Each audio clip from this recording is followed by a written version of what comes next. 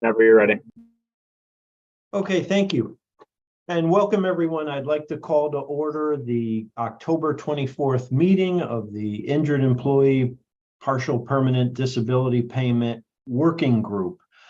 I'm going to start out with some brief introductions. When we get to each of you, I'd ask to just have you state your name, who you're with, and what your goals are for this committee.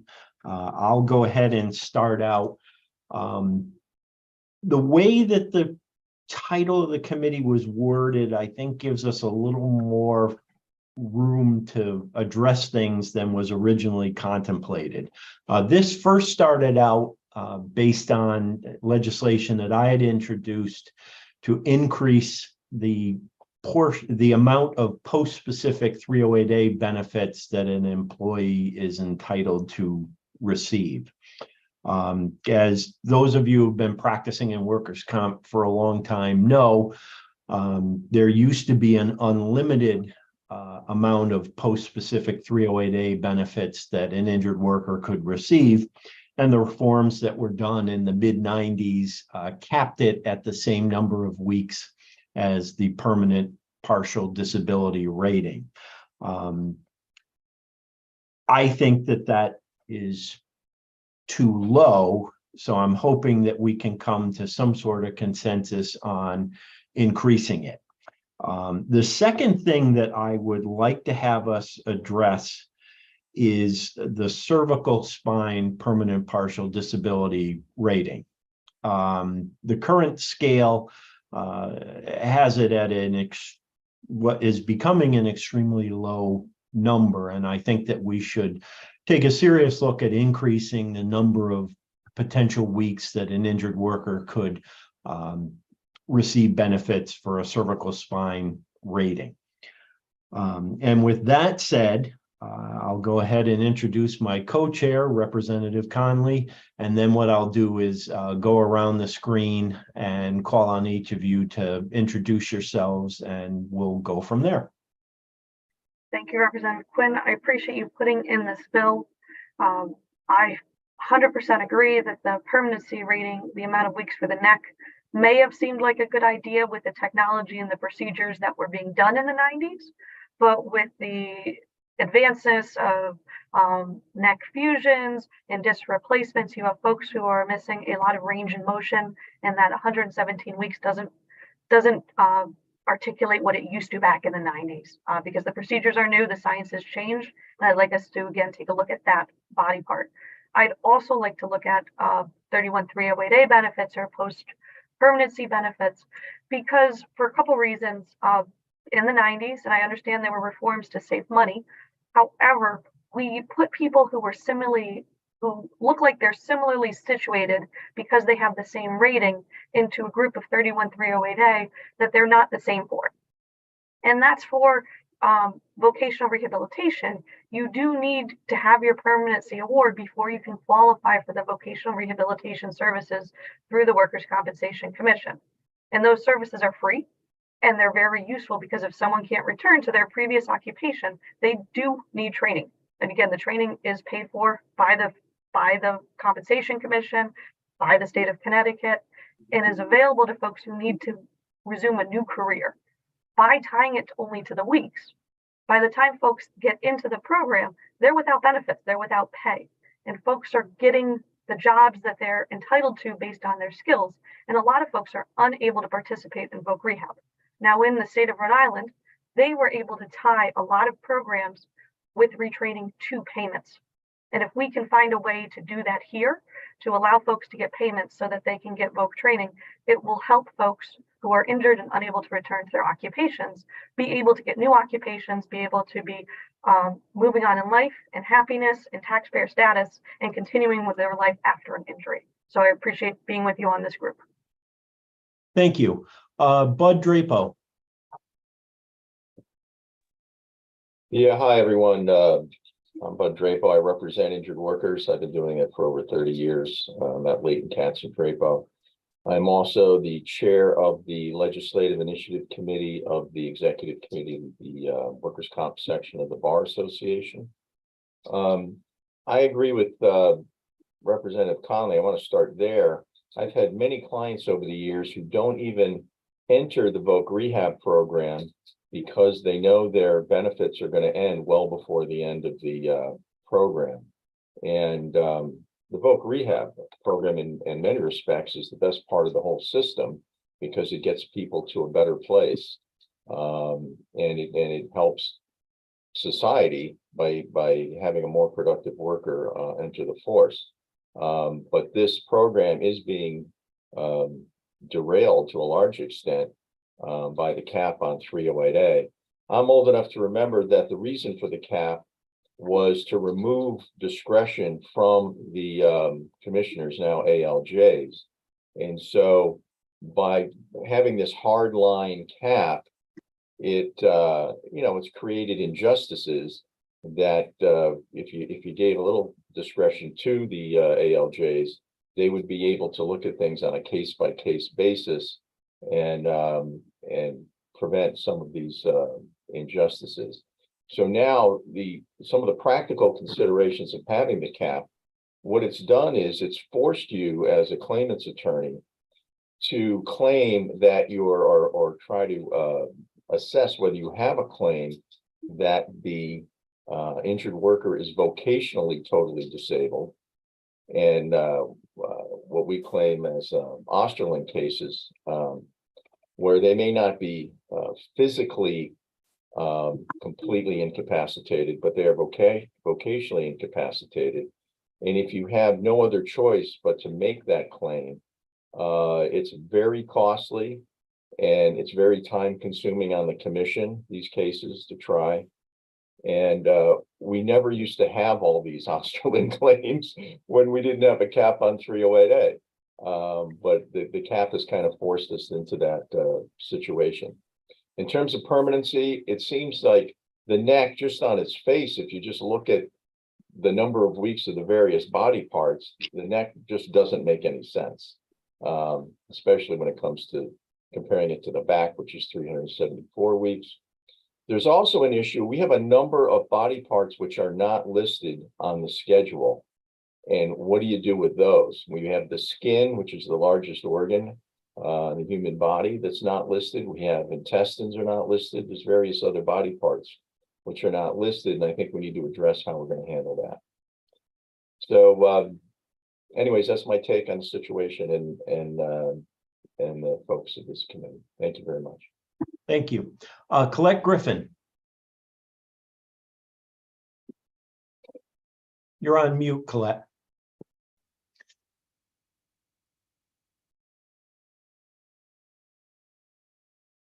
Okay, there we go. Thank you for inviting me to be part of this committee. I'm certainly very happy to be with all of you.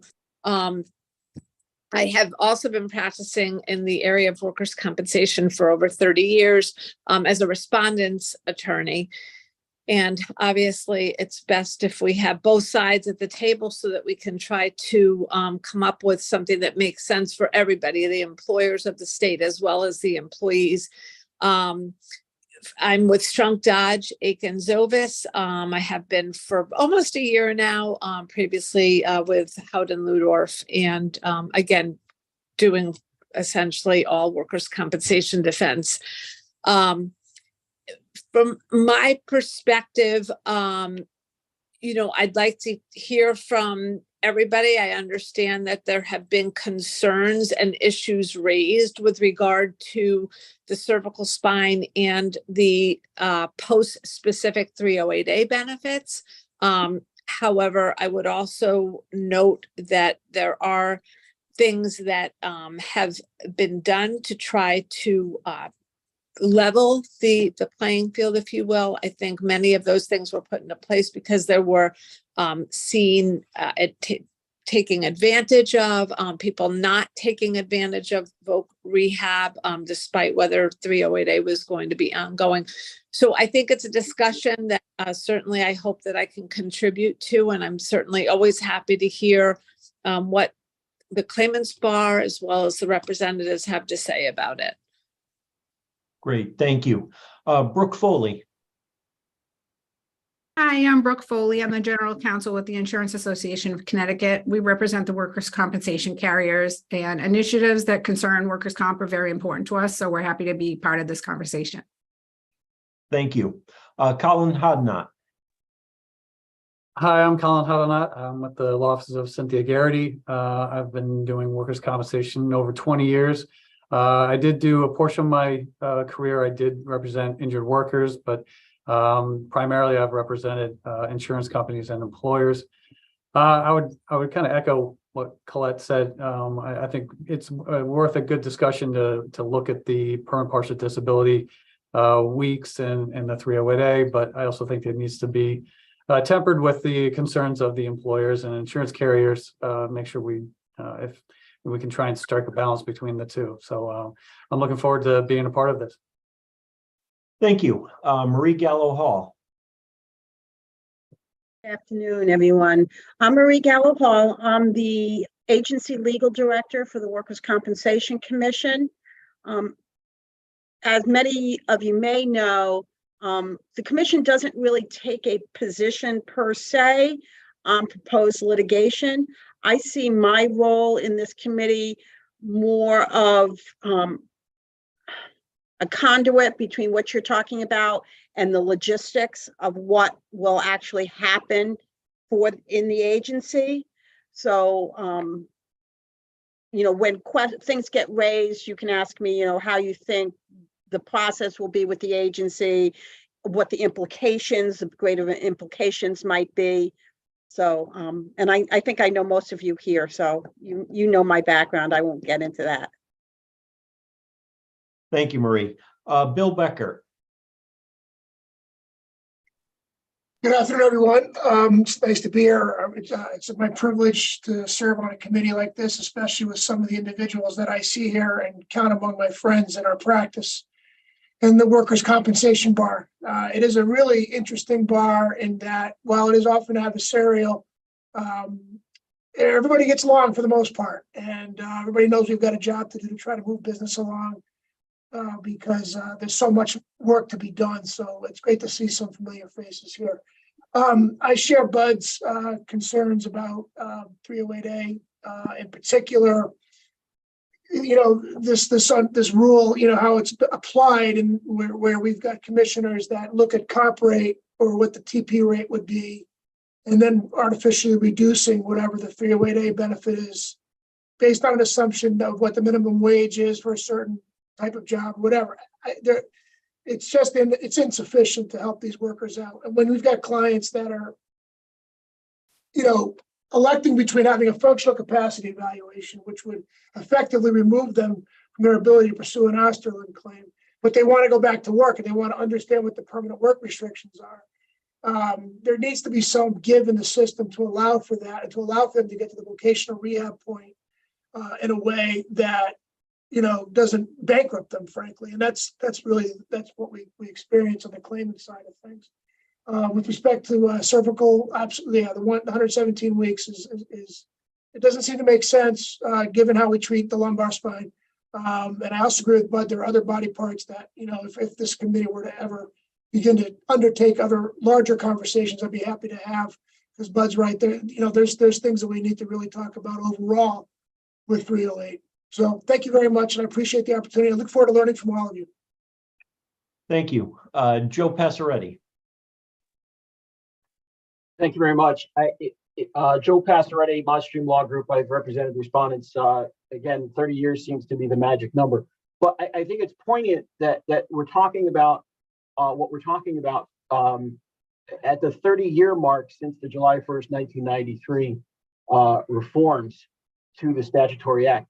A lot of us on this call practiced during that era, and it represented a huge paradigm shift by the legislature to dial back what had become out of control benefits, thus leading to a lot of companies leaving Connecticut or disengaging from doing business in Connecticut. So I will tell you, I am thrilled to be a part of this austere group when in comparison, if you look at the group of individuals in the 1993 legislative history, very few of whom were workers' compensation lawyers. So we see ourselves in a renaissance, quite frankly, with Rep. Quinn and Rep. Conley, seasoned workers' compensation litigators in their own right, in the vanguard of this effort, meaning the state has entrusted the changes that may be effectuated by these recommendations to people who know what they're talking about. So I think it's extremely valuable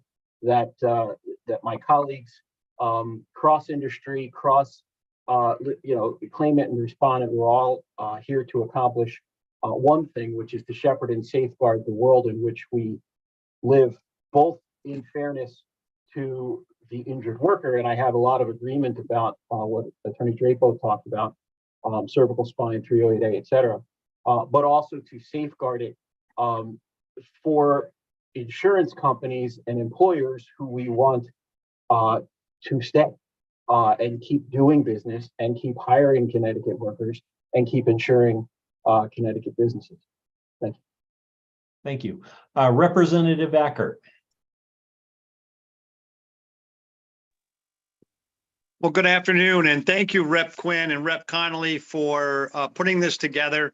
Truly appreciate it. Look forward to working with this group, and I did hear it's a very esteemed group, so I'm honored to be part of this, and it's going to be a learning opportunity for me, to be quite honest, and seeing how I can best help those that are in this position, and also make sure that the costs remain low for our businesses, but make sure that our injured workers are taken care of. So I truly appreciate being part of this, and look forward to the good work that we're going to do during this working group.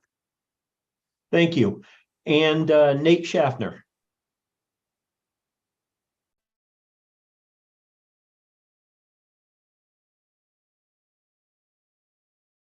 Might be on mute, Nate.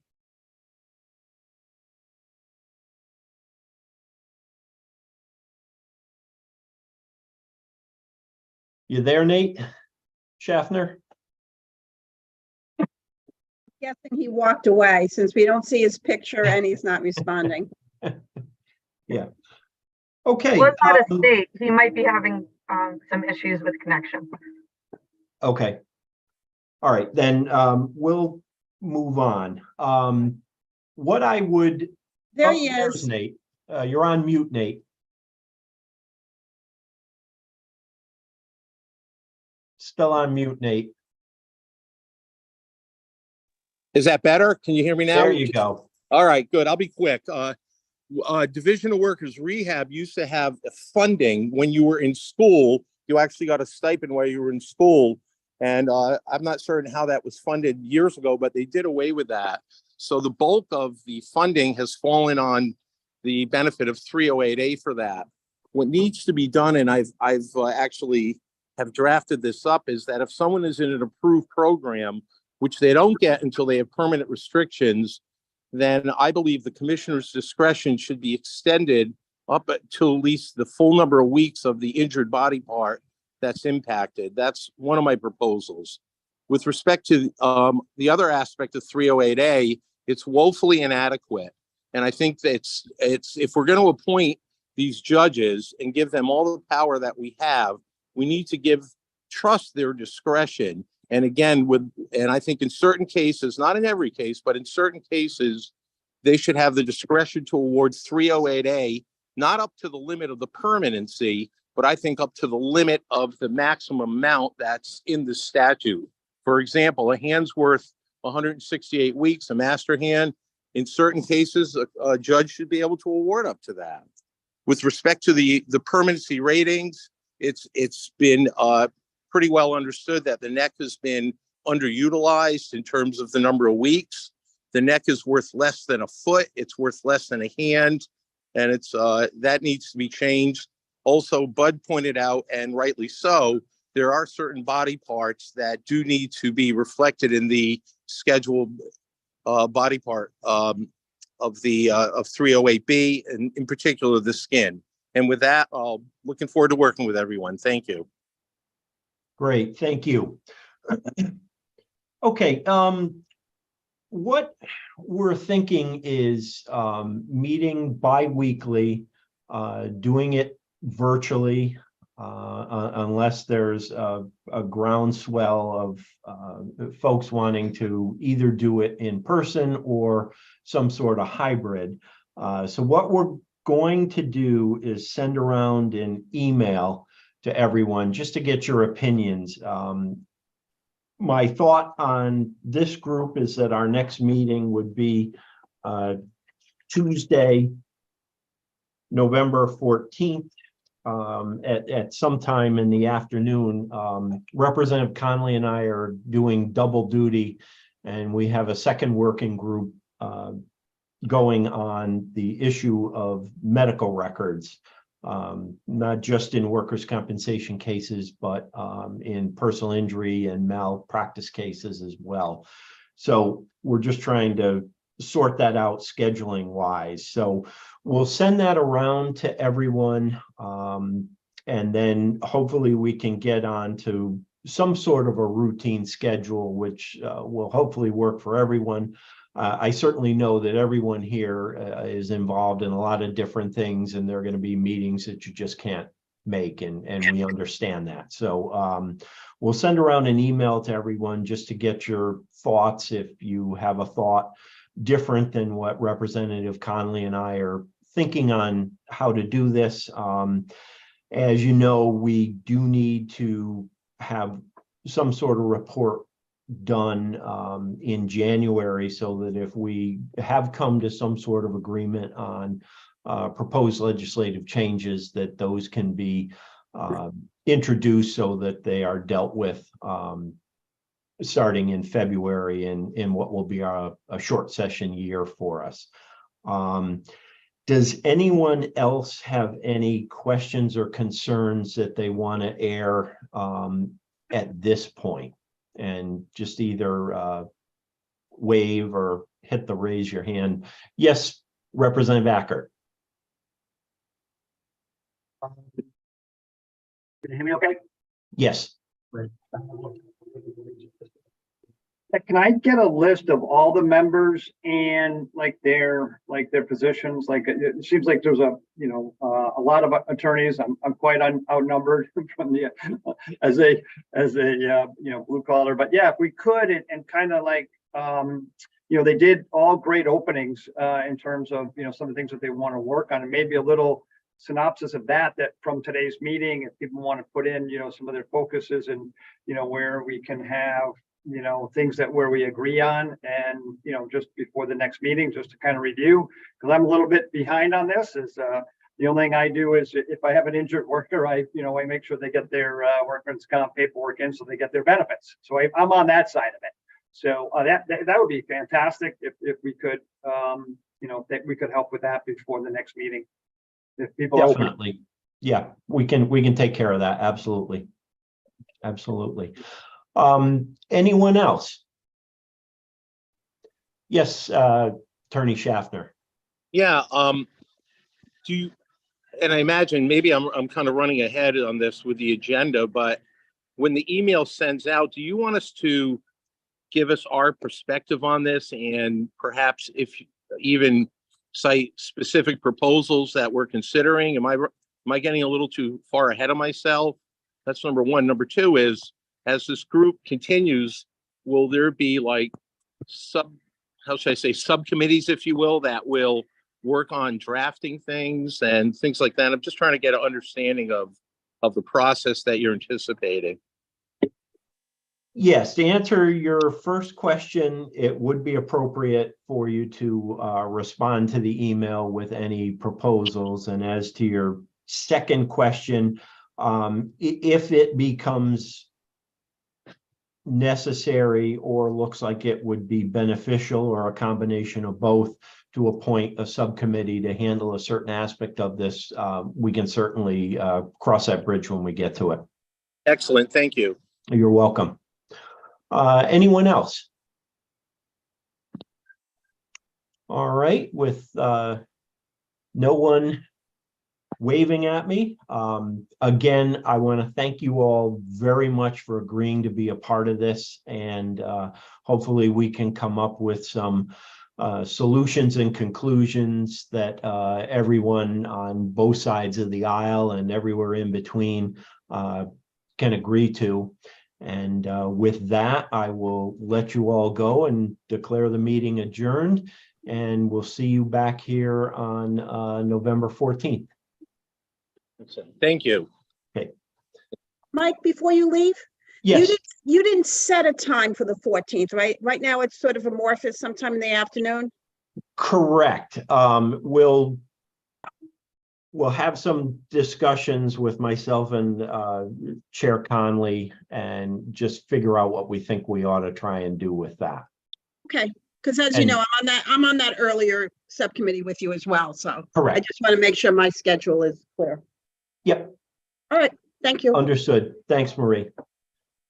Okay, take care.